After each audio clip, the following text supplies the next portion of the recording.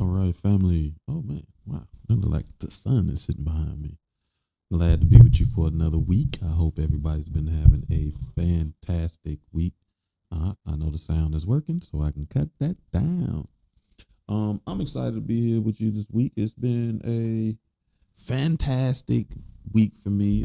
Great experiences, moments of clarity, all that good stuff. So, of course, this week we're going to finish our innocence lost segments on how do we recapture some of the things that we lost. Then we're gonna start moving into what are we talking about today? It is normalized dysfunction. So we're gonna talk about what it is, how it manifests itself, and we'll see where we get there. Then I guess I'm gonna talk to you for a little bit. I was gonna tell you about my week, but first, of course, we're gonna start with our bowl, like we do every week, and our breathing exercise. 369. I think we're gonna do 369. Yeah, that sounds good. Um, Excited. I got some new chords, so hopefully those drop frames. Chakra we're working on tonight is our root chakra. The color for it is red. That's why you see some red highlights, some red color in the light. If you want to do that for yourself, remember it's red. Light therapy is a real thing. You can feel the healing energy from that. The element for that is the earth, so our visualization will have something to do with the earth. Um, yeah, I can use the hug, so we're gonna get hugged today. Uh, let's start with the bow. Make sure.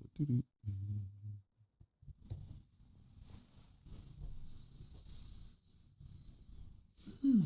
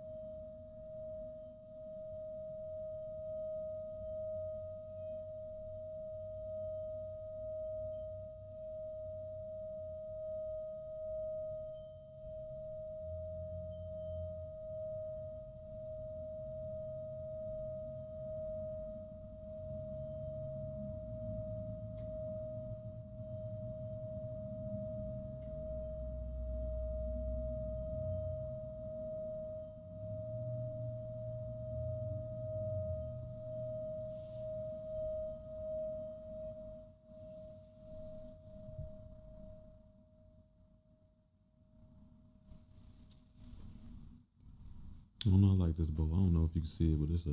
I know you can't see it with that front, but yeah, you can actually. It is a little design on the bottom, so I enjoy that. So I appreciate that. For the 369 exercise, it's a little different than. It is different than what we've been doing because we're just gonna do it one time. It is you breathe in, hold your breath for 3 seconds, then release. Masir, glad to have you back, brother. Hey, I updated the chords. I've been doing a lot of work, so let me know if you see that lagging and then them drop frames again. But after we do it three, we're gonna breathe in and hold it for 6, and then we'll do it for 9. Hey, listen, man. Oh God. Uh it normally this is the first time I seen it show across the screen. So I seen that. I mean, I remember that you said the notifications were loud, and I actually forgot to turn them down too. So I'm sorry if it's loud. But yeah, I seen it across the screen. So that's what's up, brother. We've been working, getting better. And then we repeat it for the last time for 9 seconds, right? So 369 on my count. 1, 2, 3. Breathe in. Hold it for 3 seconds. 1, 2, 3, and release. All right. Breathe in. Deep, deep, deep, deep, deep, deep, deep breath. Hold it for 6 seconds. 1, 2, 3, 4, 5, 6, and release.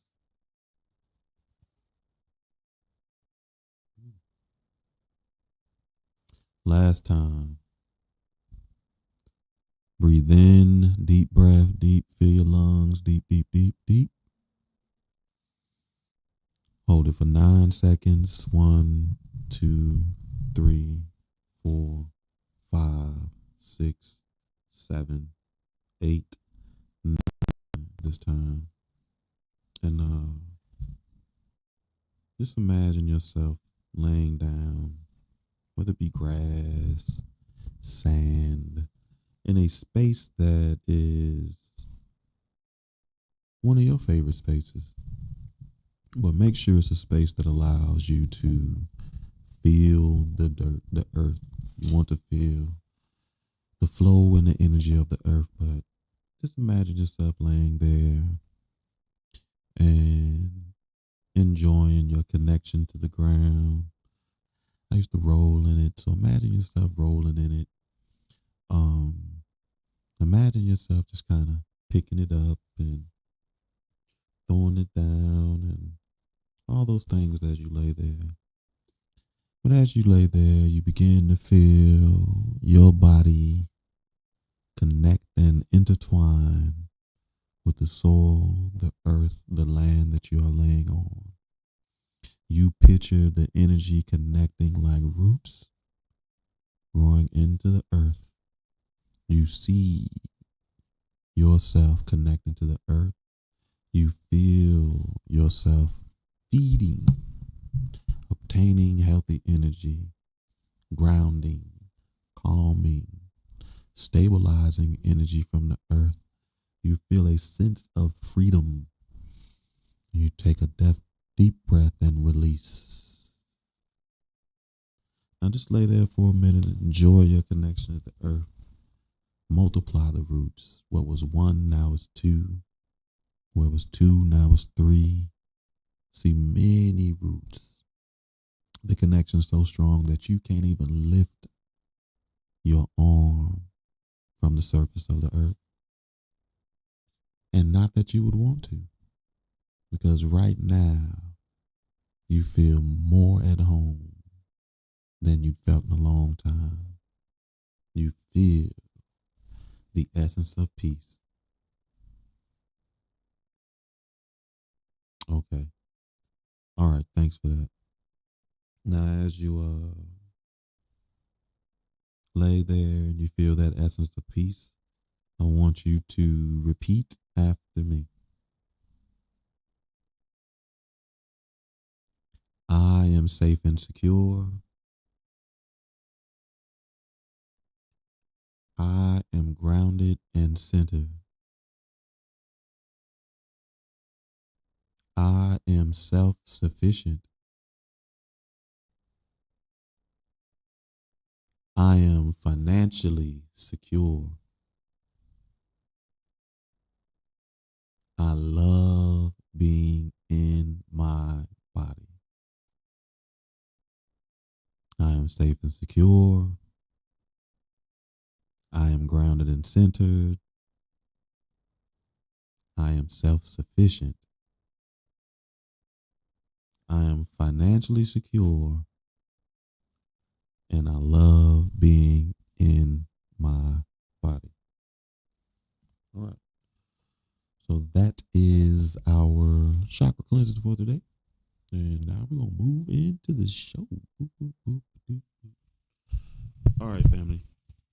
So, like I said, it's been a fantastic week. I promise you, I woke up forward. Last year, I showed a new rock all the time. So I didn't get the symbols yet. They didn't work. I'm trying to fix this camera thing, but nope. I'm gonna get the symbols. Don't worry. We're gonna work on it. That's you know what? I'll spend some time looking forward this evening. I actually had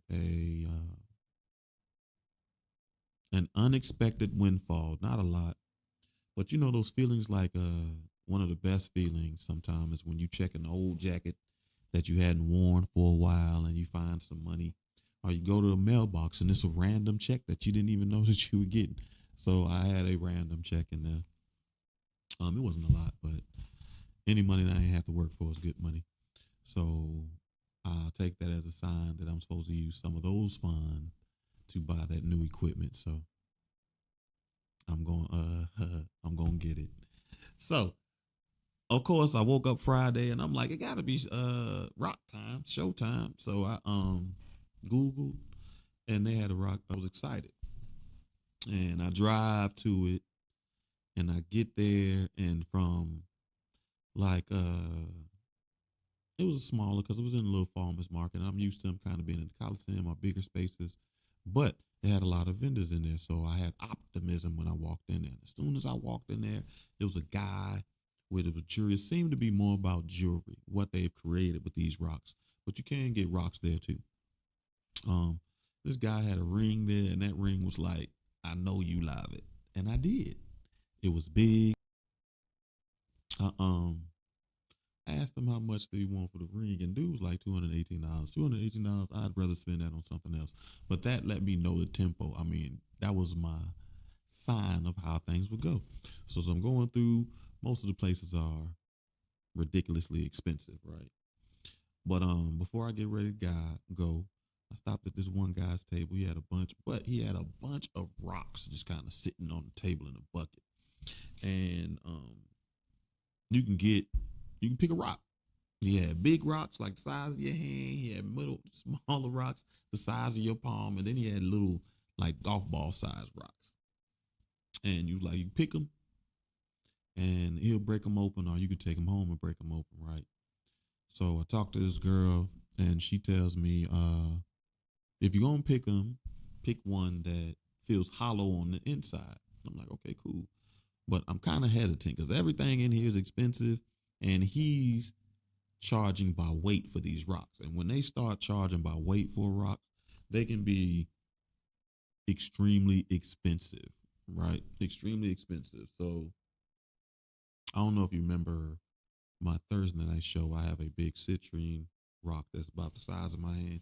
That was $80, right? But that was even fairly priced for me. So dudes winds up scaling them, and they're cheap. So for a rock like this big, $30. So that's fairly good. I paid $60 for this. So a rock twice, three times the size of that for $30, that was a good deal. So I picked this rock, and I seriously, they literally look like rocks. So that light's kind of bright. So it was just rock, right? So I picked the rock, and dude puts it in his contraption, and then when he breaks it open, I wound up getting this. So this was the outcome of it. You see this little hole? It's a bunch of clear and white crystals. Let me see, my light's so bright, it's hard to see. Let's see if we can do something. Let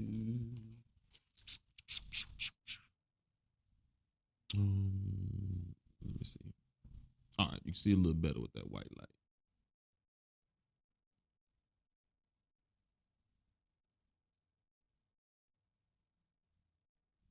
So for $30, I thought I got a great deal.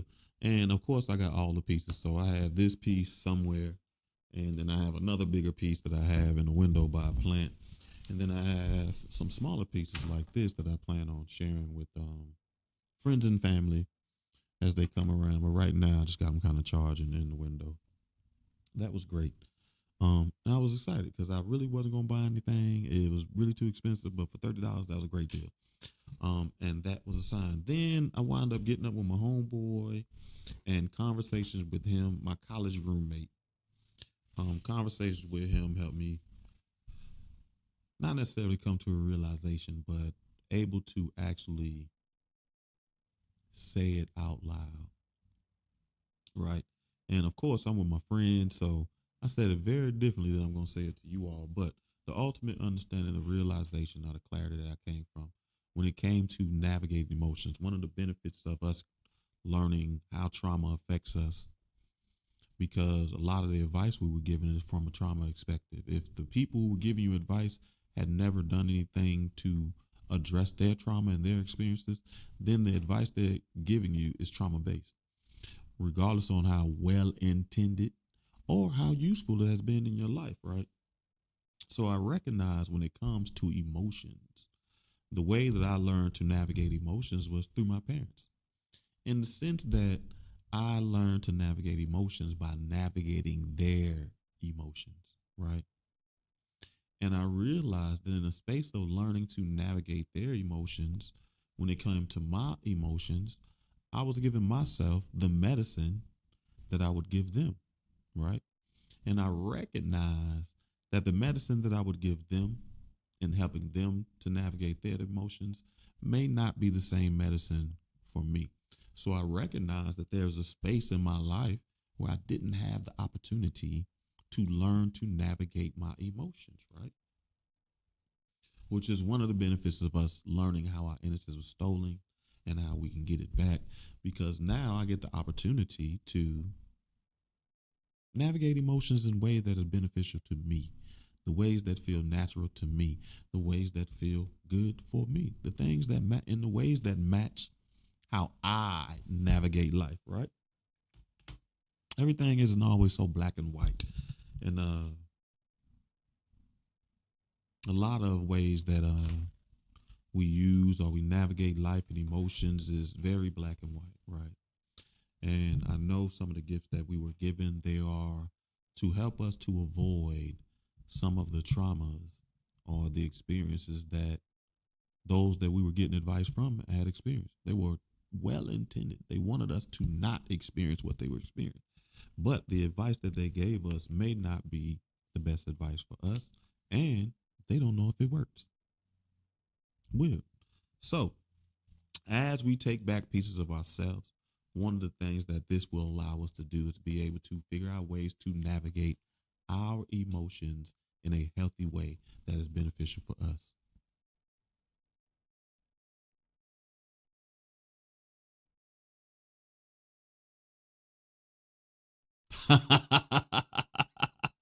Listen, hey, if you know what, I will think about that in a way. That's a very good observation, right? So there is a shift. You can sometimes see a shift in my energy where it gets a little more serious. I'm a little more serious. You know, I take this important. I'm trying to share information, but what you're saying has very is a valid perspective, because this healing process is fun. It's eventful. It's a range of emotions. It's a bunch of things. So I may need to consider creating a character as I present these things, and not necessarily a character, but showing another piece of myself other than Saul Goodman, like you said. Ooh, excuse me. Oh man, I don't know. That's a good one. You put me at a loss of words. I have to sit there and think about it. I'm going to have to take some time and process that for a bit. So I think last week we stopped at premature maturity, and We're trying to think of ways to combat that premature maturity, the way that some of our childhoods, our younger years were stolen with adult responsibilities, right? So one thing that has showed up in several of them, which will be continuous, is therapy. You need therapeutic support, some form of fashion. Figure out whatever works for you, whatever makes you feel good, whatever makes you happy. You know what I mean? Whether it's me sitting down with a therapist or, like I said, light therapy or meditation, you want to be able to, I'd say, guided meditation. Find some support in this process, because if you knew the tools or if you knew how to utilize the tools, I'm sure you would be practicing them at this point. And if you're not practicing them and you know the tools, that means you need help creating the consistency. Consistent that is reconnect with your playfulness. We talked about this. The healing process is the process of reconnecting with the child in you, right? And it's funny because I was having a conversation with a friend today, and we were just kind of talking about how, as we get older, we start talking about some of the things that we don't do anymore as a sign of maturity. Like one of my favorites is like I don't dance like I used to. I used to dance all the time, but I don't dance like I used to. But not necessarily as a sign of maturity, but just it's not a space for me to be able to do that like it used to. And that's part of maturity. In some way it is, but it's a very thin line and a very gray area on how that's a sign of maturity, because I asked them a simple question. What is something that you used to do that was fun that is no longer fun? And it's hard. If you think about the things that you used to do, if you start doing them again, I'm sure you would find some of the same pleasures you used to get. Because as we mature, we're supposed to change our thinking, not let go. One of the one one way I did it with staff before was with the rage room. Listen, I asked them, when's the last time you just smashed stuff? Just broke something just for the sake of it. When you were a kid, you had a bottle. Sometimes you just throw that bottle down just to see it smash, right? But when's the last time you've done that as an adult? But they do have spaces like rage rooms that allow you. You just go in there, you pay some money, and you get to smash everything in there. One that I use, and it's funny because I haven't been using it in a minute, was video games. I grew up with video games. When I couldn't play on my older siblings, they have been a part of my entire life, right? Outside of they're fantastic for hand-eye coordination, but it is one way that I still capture the youth inside of me, but everything isn't so serious, right? Then you want to start having healthy boundaries. Healthy boundaries. The major healthy boundary that you want to create is a boundary that allows you to balance the responsibility. It's the main thing that you're doing in your life. Just taking care. You're just living to take care of responsibilities. You don't want to do that. That's not necessarily a good space for you. You want to find a balance within the responsibility, right? Then you must. But some people like journaling. For me, what allowed me to explore my interest was, ironically, this show. I've kind of always liked to talk to people. As much as I don't like being in the forefront, I do find myself in the forefront, or the opportunity to be in the forefront in a lot of different ways. And like I said, when we started this, I never imagined that I'd be doing something like this. You know what I mean? But doing something like this allows me to explore my interests. I learned so much about technology. I learned so much about people. I learned so much about healing. I learned so much about food. I learned so much about rocks. Another rock I got with this orange citrine. And this orange and black lines, hard to see. But I learned so much about rocks and how you can use them to harness energy. I never knew. I am a sci-fi person. I've always been into magic and the mystery that comes along with magic. I don't want to say the occult because I'm not always into the occult. but possible, right? So you want to explore your interests.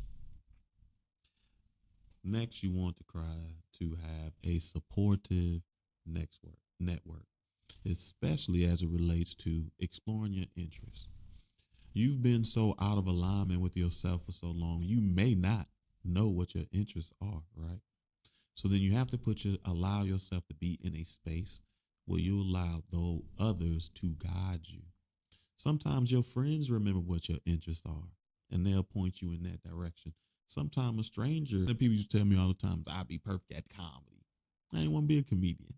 I talk about real life, and sometimes that's funny.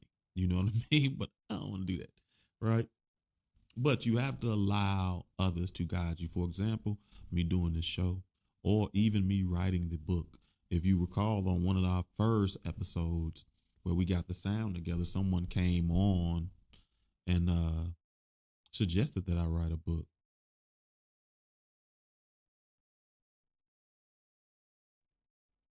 Listen, Monsieur, man, that is that it really brings home the idea of the world is not that big, right? And although I'm sitting over here in USA, this, and if I'm not aware, it's easy to see how, or it's easy to forget that some of the people I'm connected to are going through some very interesting things, right? And although I don't really talk about politics, right, I do stay abreast, especially as it relates to the world. I wasn't born in the United States. I'm just right, but I didn't realize that that affects one of the soul family, right? So, with that being said, um, I want to make sure that we, as a collective, are sending you the positive energy you need, the encouragement you need, the everything you need. And I could tell you this: if there was an opportunity for us to not talk again, you've already imparted enough on my life where you would never be forgotten. You are a part of a very pivotal process. You are a cog in this machine of change. And when you get with the collective or the energy that of cogs in this machine of change, those cogs or those people, the energy that they bring are unforgettable. Some of this show is the way it is because of you. So, brother, you don't have to ever worry about that. Well, I don't think knowing what I do know about Russia, which isn't a lot, just historical perspective and relations, which can be jaded depending on whose information you're reading. Um,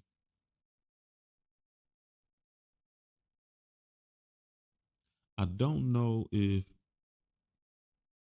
Russia uses fear in a very interesting way, right? And I don't think that positive energy would frighten them, right?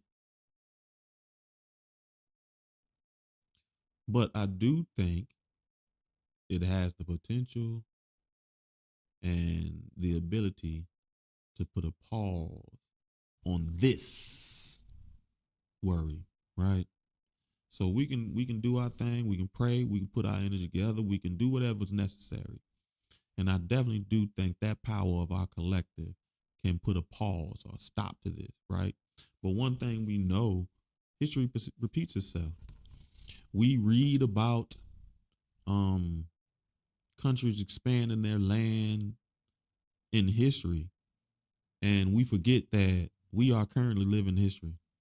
So, and when we go, history will still be going on. And as long as the earth is here, and long as it's idea of power, that's going to continue being what it is. But as long as we are here, we can definitely do our part to ensure the safety of the masses, right? And like I know, that is being a cog in the machine of change in seen and unseen ways, right? So I hope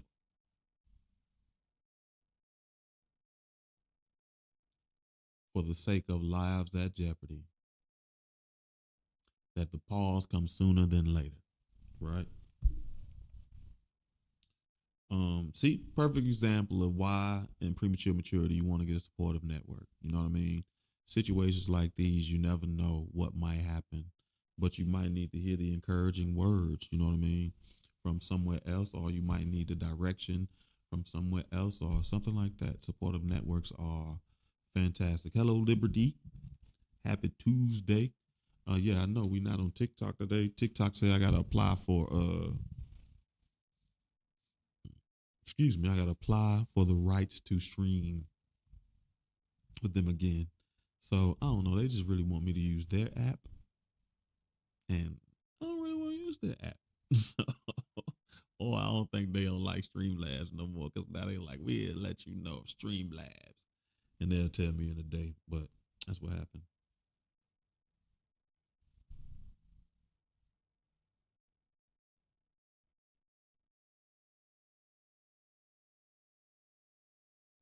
No, so okay.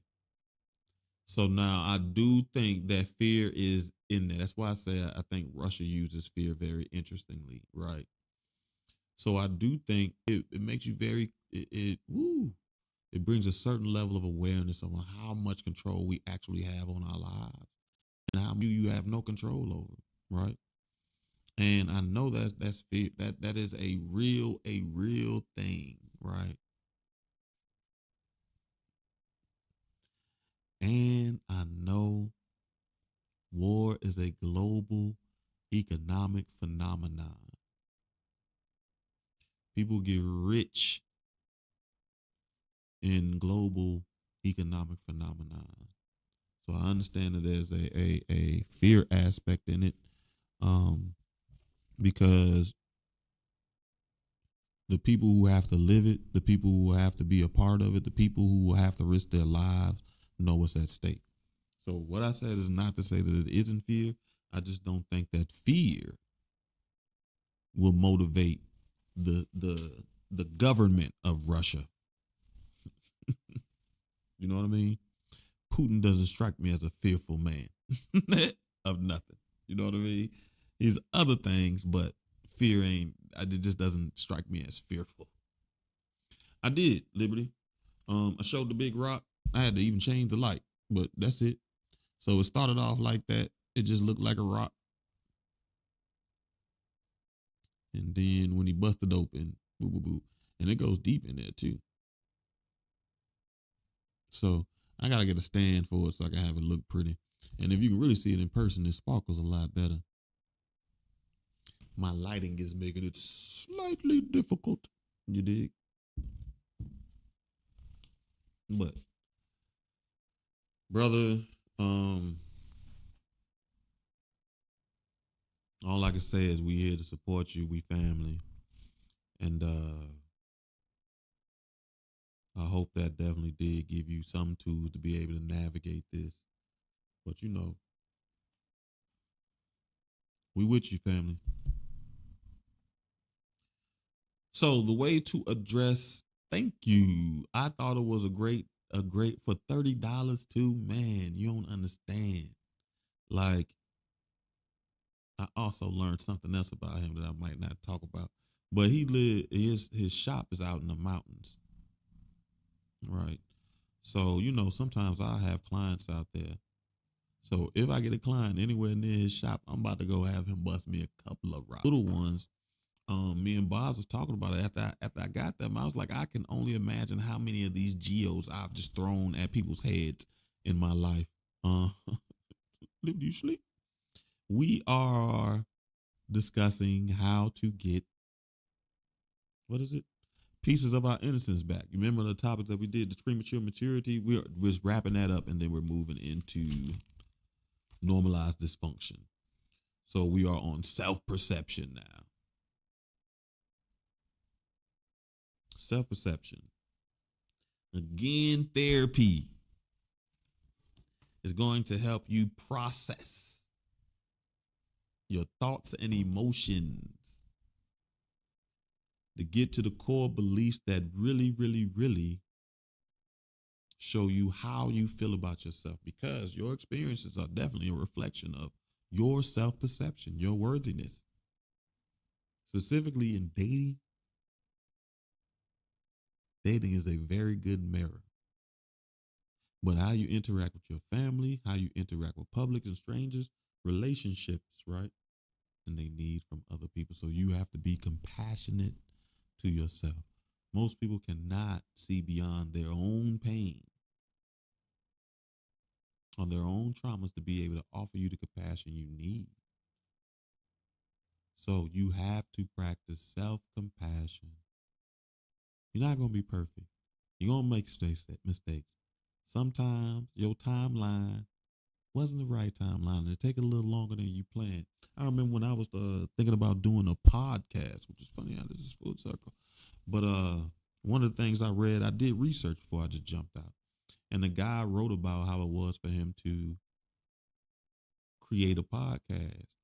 And he said when he started off, it was like, he was going to do it in 2 months. You got this idea, you got this time, like I'm going to do it in the window. But he said as he started the process, it took him a year and a half to actually, wherever here is. And that was definitely not when I imagined as soon as I got on this, it was going to look great and beautiful. But it was everything except that. You just saw a dream, a vision. Have some hugs. Positive affirmations. What's funny about that? Me and the fellas in the men's group have been working on one very specific affirmation. And it's funny because it's one of those words that I have to reshape my relationship with, right? And you don't deserve anything. You get is a cutoff point to that thought.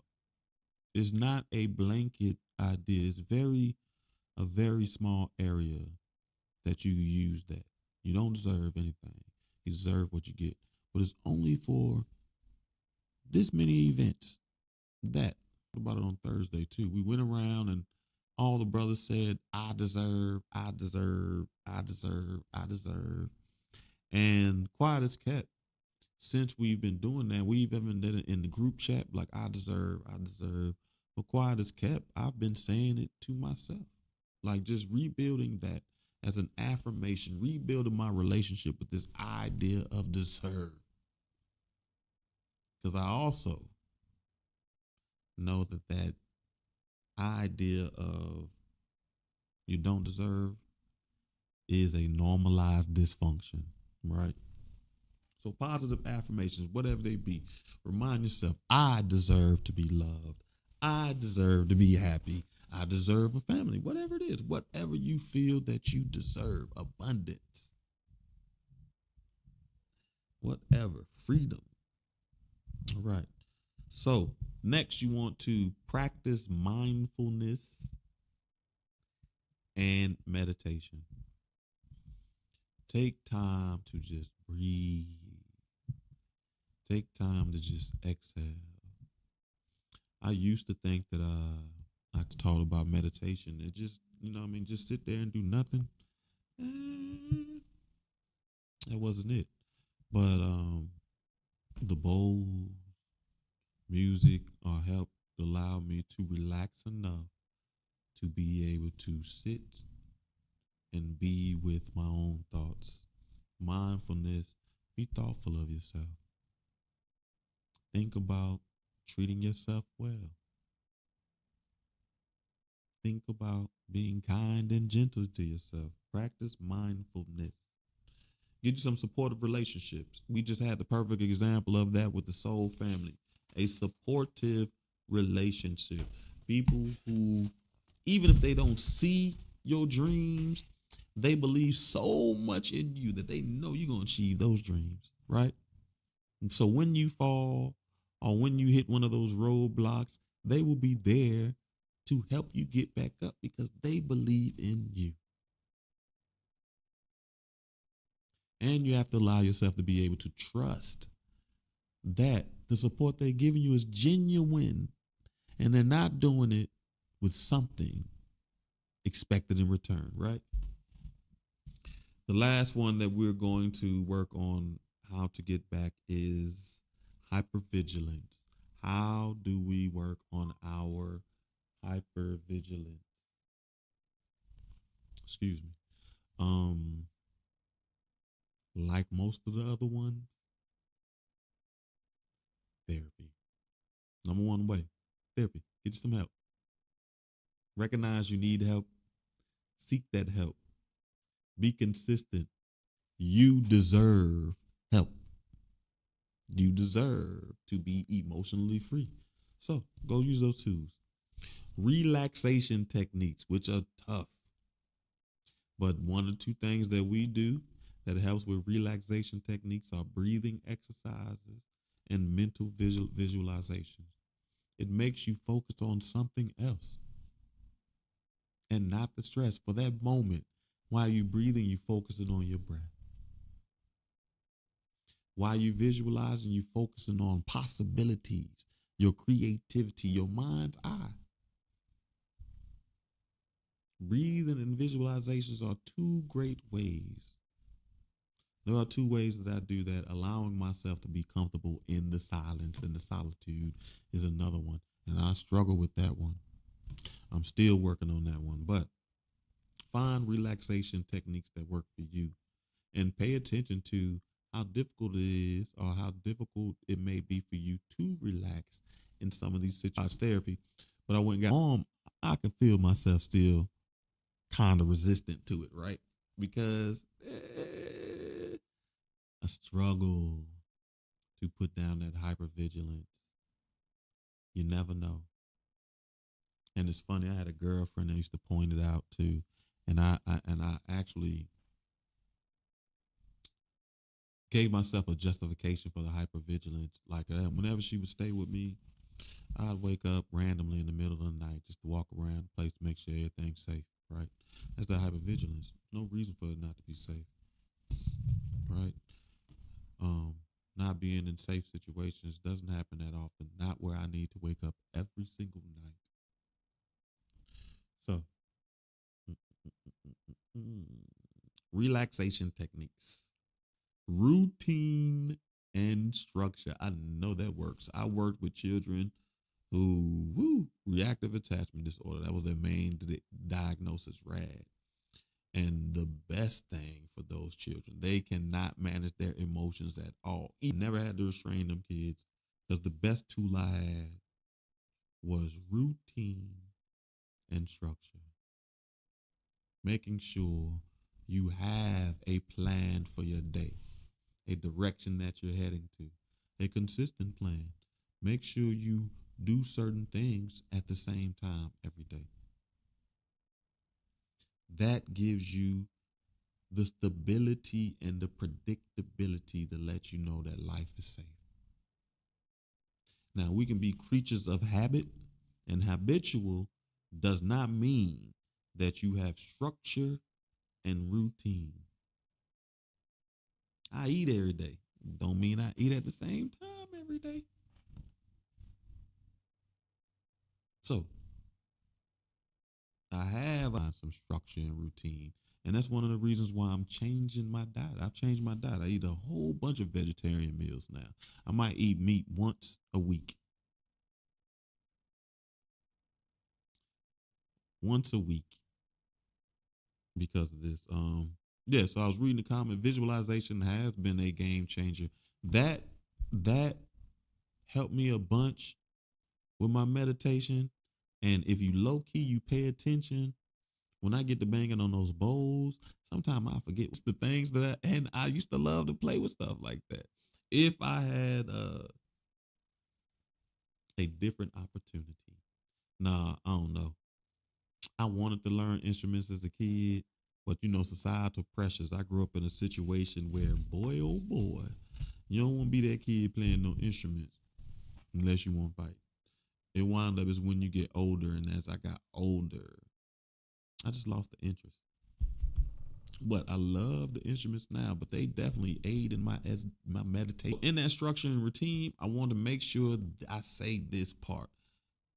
Include down with activities that you are too busy to enjoy you as a person. This one time at band camp.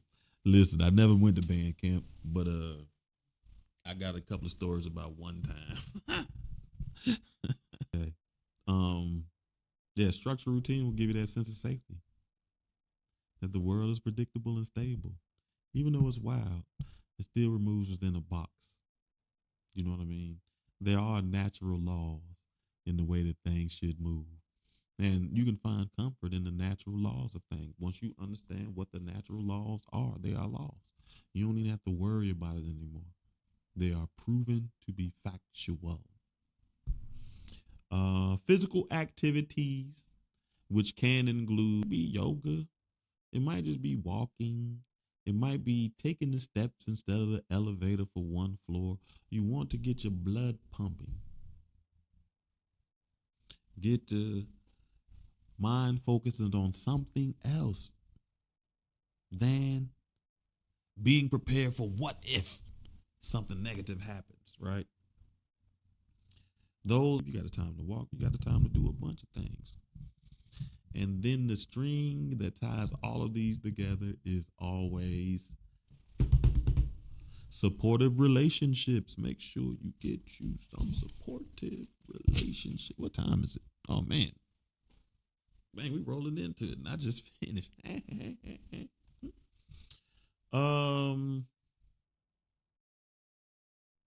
Cool. K or the S. Make sure. I can't see perfectly. Do do do do do do. All right, cool. We got a little bit of time. Yeah. Um.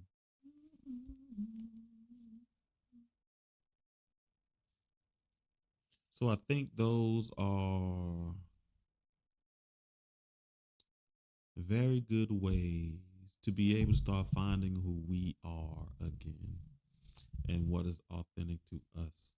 We have to begin to start assessing ourselves to make sure, be honest with ourselves and really being able to vocalize our issues, right? And then we got to have tools to be able to work on these issues.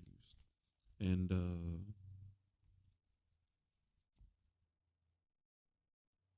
we need spaces that sometimes make it a little easy to find these tools. And once we find those spaces, we find people who are like us. And they also are looking for spiritual, mental, and emotional, financial. They're looking for all the freedoms. That premature maturity was my thing, especially as a latchkey. I was about to say a Loch Ness kid, but latchkey kids, we were always in the house by ourselves for a long time. But the hypervigilance is a thing too. I'm very much aware, which is funny. We talked about that being a tool because one of my boys in the group pointed out it really does cultivate a skill for you to be able to emotions in people. Even if I can't say what the emotion is, I don't have to label the emotion. I just have to be able to see that it's there. And as an adult, you be able to ask. You're like, hey, what's going on? So that hypervigilance was my thing. I told you I couldn't even relate. Oh, relax at the massage. Like she on my arm outside. She tried to, I call it the fried chicken rock. It's funny. My friend who sent me, she also goes to that place and she'll get the hot stone massage. And I ask her, Did she hit you with that frying rock? She put that thing on my back. That thing was so hard. I thought she was trying to burn the imprint of a rock into me. And I guess I like rocks, so I don't know. So now we want to talk about a little bit about normalized dysfunction. In our loss of our innocence, some of our behaviors to fill those gaps of the space that were lost are dysfunctional. And because we've used them for so long and even experienced the success with these dysfunctional behaviors, we no longer recognize that they are dysfunctional, right? So, what is a dysfunctional behavior? Here we go. I wrote this down. I wrote down a lot of stuff, but I want to make sure I read this right. It is unhealthy behavior and patterns that become accepted as normal, right? And we see these things in society, we see it in our culture, and we see it in our individual life, right? And what these unhealthy patterns of behaviors wind up, why we are able to do them, because some of these unhealthy patterns of behaviors are widely accepted. And they create a certain level of desensitization. You desensitize to it. Like when I told you about my friend experiencing somebody getting shot in the club. It's funny. I talked to my college roommate about it this weekend, and he was like, "What?" Because a friend of mine in Charlotte was like, "What clubs were you going to where people were getting shot at in the club?" It's like it was like all the clubs in Charlotte. Where are you from? Like, man, what are you talking about? All the clubs. And even he was like, maybe she just wasn't outside like that. But even he was like, what are you talking about? Because we've been desensitized to it. It's as normal in the culture that we were interacting with. And like I said, you get the cultural reinforcement. So it was normal in the culture that we were interacting with. So you're a part of club culture. Violence sometimes come with club culture. And depending on where you are partaking in club culture, it depends on how much violence you're going to experience. But when you start mixing alcohol and unresolved traumas and heightened emotions, great recipe for violence. Cultural reinforcement. And like I said, they're so ingrained in our behaviors that we don't even recognize them anymore as unhealthy because we've been doing it for so long. Like one of the extreme examples are people who are alcoholism or chain smokers. We use them as extreme examples. But we got our snackers. We got our people who cut people off. Some people have normalized their ability to cut people off. My cutoff game ain't no joke. No. You struggle to navigate emotions, so it's a lot easier to disconnect. Make your cutoff game so strong. So it's ingrained that we think some of these negative behaviors, these unhealthy patterns are even beneficial to us, especially when we start focusing on the times that they have helped us and we lose sight of the times that they stood in the way. So, how does normalized dysfunction happen? As I stated, there's this cultural acceptance. One cultural acceptance that we had that's huge, especially in this idea of masculinity or manhood, or even in a capitalist economy, that pull yourself up from your bootstraps. As a matter of fact, you just see as this is one of the main disconnects of the baby boomer generation and everyone else. This idea, this cultural acceptance of hard work. Work yourself to death. Get a job because you can provide for your family, even though that job might kill you afterwards. Do it. It's normalized. The danger in some of these jobs. because you're a hard working person. As a matter of fact, it's valued and looked for to find. Some people profess how hard working they are. And the ironic thing is they're hard working for someone else. They don't put that much labor and effort into themselves, right? Because if they did, they'd find other ways to describe themselves, right? So there's a cultural acceptance, media representation. I don't really deal with the media like that. Well, it's not the one that affects me the most because I know they'll lie, right? So when you're dealing with media, you got to make sure you're paying attention to what they're showing you and what they're not showing you. But media does have a way to represent things. Like as far as us, when we start thinking about something as crazy as food stamps, we have the face of food stamps, who we think is using majority of food stamps, and then we have what's actually happened, who is actually using the majority of food stamps, right? That's media representation. When it comes to crime, media representation makes it seem like there's one group of people committing the majority of the crime. They don't even cover crime equally for you to be able to say that crime happens everywhere, right? You want to think about social influence. Normalized dysfunction comes from social influence. One of the ways that we talked about it or how we deal with it is family. Our family, although they may have been well intentioned, there's a lot of normalized dysfunction within a family structure, right?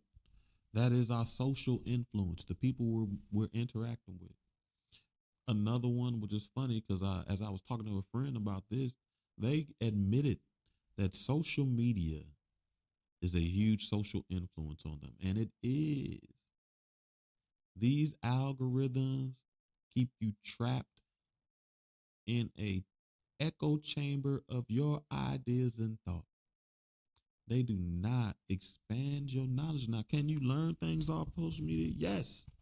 But that is not what social media is there for, right?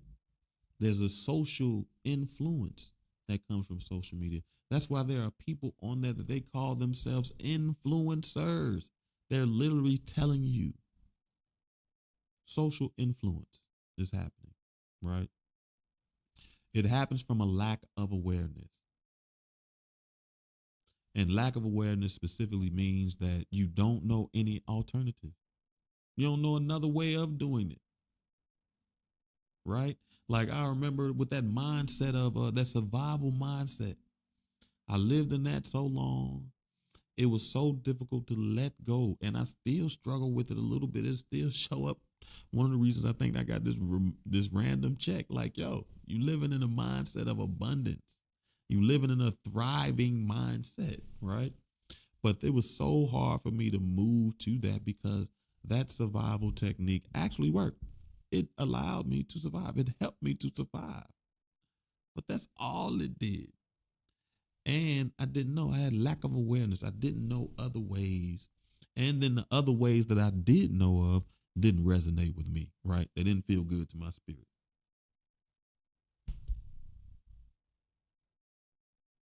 And the last one is systemic issues. I'm not even gonna lie. I'm not really even gonna touch on systemic issues. But systemic issues run deep. So for example, I'll just say one of the examples is crime rates. That is evidence of systemic issues because when you do this research, crime is committed everywhere with people. But who actually goes to trial and goes to jail, and how long they go to jail for is very different. It is indicative of systemic issues with our judicial system, right? Um, yeah, racism is a systemic issue with our American culture. K or the S. All right. So good. We are. I think that is a good next week with how does it manifest in our life? Like how does normalized dysfunction? Like how can I know that I've normalized dysfunction if I don't know the dysfunction, the unhealthy behaviors that I'm repeating, and or I don't know how they show up in my life. What are the signs that I have unhealthy behavior? So we'll start talking about the signs of the unhealthy behavior. Uh, we'll start talking about how it manifests in our lives, and then we'll go on to some coping mechanisms and things of that nature. Um, I hope that we'll see Nathan McCall. We don't see. I hope you have a fantastic. I wish you the best. I appreciate you for sharing some of your time and your life and your energy with me. Hey, keep some good thoughts out for our homeboy Masir.